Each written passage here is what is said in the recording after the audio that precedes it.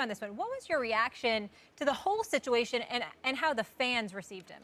It surprised me a little, but I think fans tend to protect their own. You know, you remember Barry Bonds at the height of his scandal. The fans in San Francisco gave him a standing ovation every time he came to bat. So people tend to get behind their guy. The amazing thing to me about this story is that people continue to do this. How many times do we have to see it happen? We've seen it happen 3 times in the last 6 months, 3 times in 2018.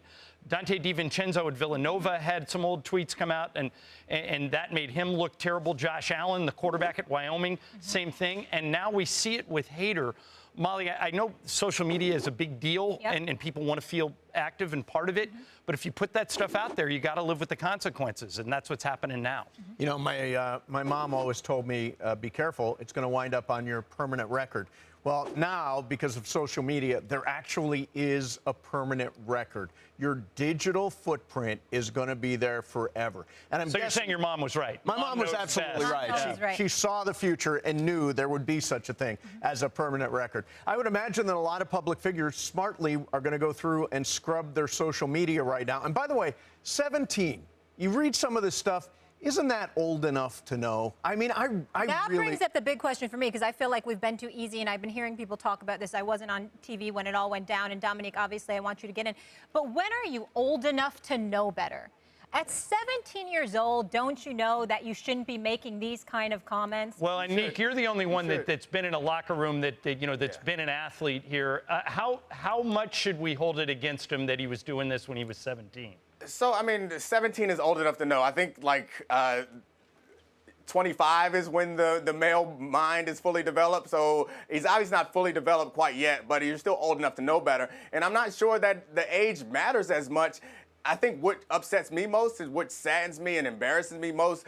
It's not even the fans cheering, and it's not even that he tweeted it. It's that he felt comfortable enough tweeting it. Because at some point, the people that he was surrounded with in whatever his cyber community or his actual community, at some point, he tweeted this, and this was acceptable. No one kind of talked to him then. It was something that he put out in the world, and he was comfortable with at 17 years old, I think a year before he got drafted. So I think that's the bigger problem. And Bomani Jones, who hosts High Noon that comes on after this show, he always gives me a hard time because sometimes I'm kind of a bleeding heart, and I try to find a way to be empathetic or sympathetic to a guy like Josh Hader in this situation. But it's really hard to find a place to understand where he's coming from when you see comments like the ones that he put out there. There's no reason why a 17-year-old, like when I was 17, I may have done or said some stupid things, but I knew that that was wrong. Like, that's simple. You should knew know that you that's would not know that something was to wrong say. at 12 years old. Yeah, I like to think so. Well, can I tell you it's a reflection of our society, or at least the community that he was in,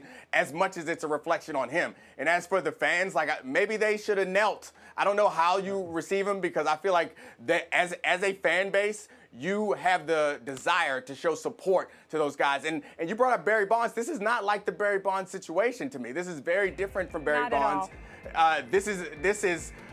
This is saying something more. And while they want to show support, and I understand the feeling of wanting to show support to one of your own, but by showing him support, you are being kind of disrespectful, not kind of, disrespectful, and showing the opposite of support to all the people who he slurred in his comments. So, I